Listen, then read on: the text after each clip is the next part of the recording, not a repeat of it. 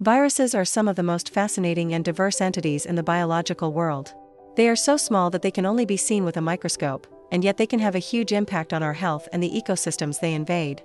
One of the most interesting things about viruses is the variety of shapes they can take. While bacteria, fungi, and other microbes have relatively straightforward forms, viruses come in all kinds of weird and wonderful shapes, each shape serving a specific function that helps the virus infect its host. Understanding these shapes is key to understanding how viruses operate and why some are more dangerous than others. The shape of a virus is closely tied to its genetic material, either DNA or RNA, and how it interacts with the host cells it infects. There are several common shapes viruses can take, each with unique characteristics and strategies for infection. The primary types of virus shapes are icosahedral, helical, complex, and spherical, but within these basic categories, viruses can show an incredible variety of form and structure.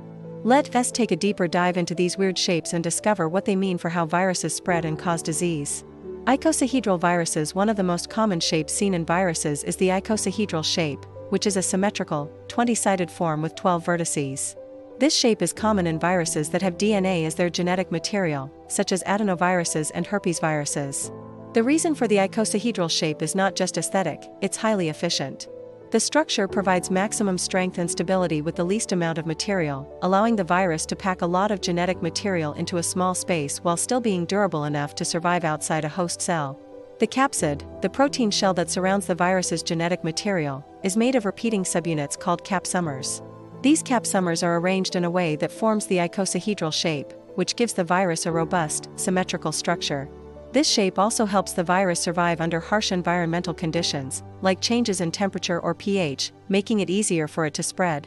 One well-known example of an icosahedral virus is the poliovirus, which causes poliomyelitis. The icosahedral shape allows the poliovirus to be stable and resistant to damage, helping it to infect its host with efficiency. Similarly, the herpes simplex virus, HSV, which causes cold sores and genital herpes, also has an icosahedral shape, allowing it to persist in the body, evade immune responses, and spread easily.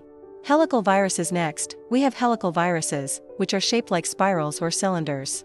In this structure, the genetic material, typically RNA, is wrapped in a helical or coil-like arrangement within the protein coat, forming a long, thread-like shape. These viruses often have an outer envelope, which is a lipid membrane that helps the virus enter host cells.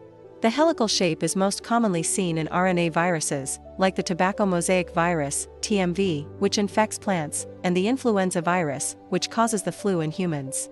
The influenza virus uses this helical structure to help it package its RNA genome tightly and protect it as it travels from one host to another. The envelope that surrounds many helical viruses is made up of lipids, fatty molecules that come from the host cell membrane.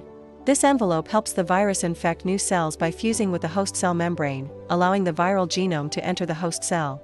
Because of the helical structure and the way the virus enters the host, helical viruses are often more flexible and can infect a wider variety of cells. Complex viruses. Some viruses don't fit neatly into either of the above categories.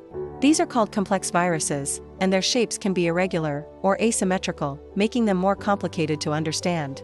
An example of a complex virus is the bacteriophage, a virus that infects bacteria. Bacteriophages are among the most unusual virus shapes, with a head that's icosahedral and a tail that is helical.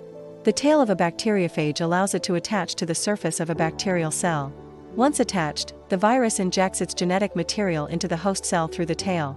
This complex design allows bacteriophages to infect bacteria with precision, using their tail structure to ensure the viral genome enters the bacterial cell efficiently.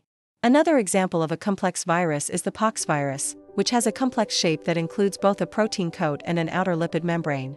The smallpox virus, a well-known poxvirus, has a large, complex structure, making it highly resistant to immune system detection.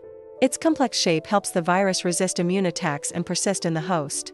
Spherical viruses, such as the coronavirus, take on a round shape, often with a smooth surface. These viruses typically have a spike protein on their surface, which protrudes outward and plays a crucial role in helping the virus enter host cells.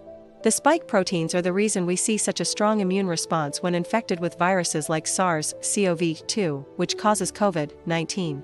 These spike proteins are the target of many vaccines, as they're the key to the virus's ability to bind to human cells. The spherical shape of viruses like the coronavirus provides flexibility and allows the virus to easily fit into cells. Once the virus enters the body, it uses the spike proteins to latch onto a receptor on the surface of the host cell. In the case of SARS-CoV-2, it's the ACE2 receptor. This binding process allows the virus to fuse with the host cell and release its genetic material inside. The importance of shape for infection. The shape of a virus isn't just a structural feature, it plays a critical role in its ability to infect, spread, and persist. The symmetry of the icosahedral shape, for example, makes it resistant to external damage and allows the virus to efficiently package and protect its genetic material. On the other hand, the flexibility of the helical shape allows for easier infection of host cells and adaptability. The complex shapes of bacteriophages and poxviruses ensure that these viruses can target specific host cells or evade the immune system's detection. The spike proteins on spherical viruses, like coronaviruses, are vital for their ability to infect the host. They act as the keys that unlock the host cell's door, allowing the virus to enter and begin replicating. The more effective the spike protein, the more easily the virus can invade and spread. Why shape matters for vaccine development? Understanding the shape of a virus is also key to developing vaccines. Vaccines often work by teaching your immune system to recognize specific components of a virus, such as the spike proteins or other surface features. For example, the COVID-19 vaccines developed by Pfizer and Moderna were based on the spike protein of the SARS-CoV-2 virus, helping your immune system recognize and attack the virus if it encounters it again. The shape and structure of the virus directly influence how your immune system recognizes and responds to it. In fact, scientists are constantly studying viral shapes to develop new antiviral therapies. Understanding the unique shapes of viruses, their ability to mutate, and how their structures affect their ability to infect host cells is essential for designing drugs and vaccines that can target them. Viruses are far from simple invaders, they are diverse, cunning, and highly specialized. The weird shapes of viruses are not just for show, they are part of a well-crafted design that helps them infect, replicate, and evade your immune system. Whether it's the sturdy symmetry of an icosahedral virus, the spiraling flexibility of a helical virus, the complex design of bacteriophages, or the round spike-studded surface of a coronavirus, each viral shape is a testament to the virus's ability to adapt and survive. By understanding these shapes and how they influence viral behavior, we gain valuable insight into how viruses infect our bodies and how we can fight back. The next time you hear about a new virus, remember that its shape is a key part of its strategy, and in the ongoing battle between viruses and the immune system, shape truly matters.